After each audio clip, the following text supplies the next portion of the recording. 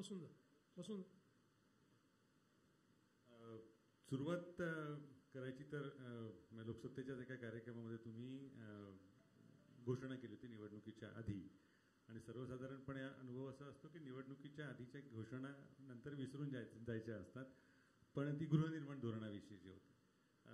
तुम्ही ते गृहनिर्माण धोरण आणलं, त्याला सुद्धा जवळपास 9-10 महिन्याचा कालावधी लागला, पण त्याच्यानंतर त्याच्या अंमलबजावणीला पुन्हा एकदा अडथळे होत आहेत असं दिसतंय. त्याची अंमलबजावणी ती जोपर्यंत दिसत नाही तोपर्यंत ती होईल असं वाटेल का लोकांना? पहिल्यांदा तर मला या गोष्टीचा आनंद आहे की एका दीर्घ कालानंतर आपण हे गृहनिर्माण धोरण आणू शकलो. कारण पहिलं गृहनिर्माण धोरण किंवा याच्या आधीचं 2007 साली वगैरे आलं होतं. 2017ला आम्ही गृहनिर्माण धोरण तयार करण्याचा प्रयत्न केला. त्याच्यावर खूप मोठ्या प्रमाणात कन्सल्टेशन केलं. समहाऊ निवडणुकांपर्यंत ते काही आम्ही फायनल करू शकलो नाही, आणि निवडणुकांनंतर सत्ता बदल झाला, त्यामुळे ते थांबलं.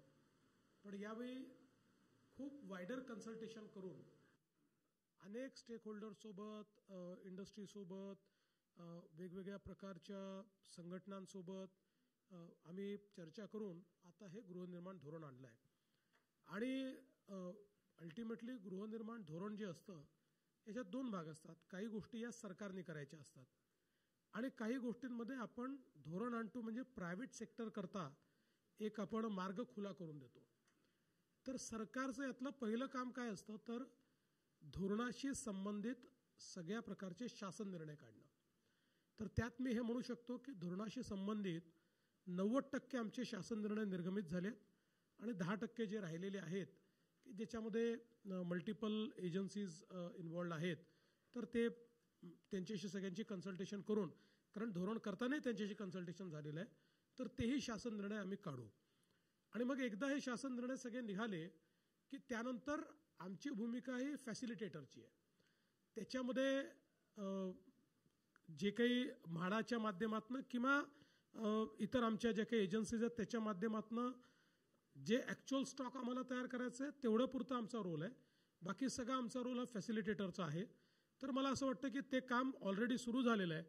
त्यामुळे एक साधारणपणे 3 वर्षानंतर आपण जर याचा आढावा घेतला की नेमकं धोरण झाल्यामुळे काय फायदा झाला, किंवा खरोखर ते इम्प्लिमेंट झालं का, किंवा त्या विजनमध्ये काही दम होता का, तर मला असं वाटतं की त्या संदर्भात आपल्याला निश्चितपणे लक्षात येईल. आता तर अजून मला असं वाटतं महिना पण 1.25 महिना जस्ट इथे झालेला आहे, त्यामुळे इतक्या लवकर त्याचं मूल्यमापन करणं हे जरा कठीण आहे.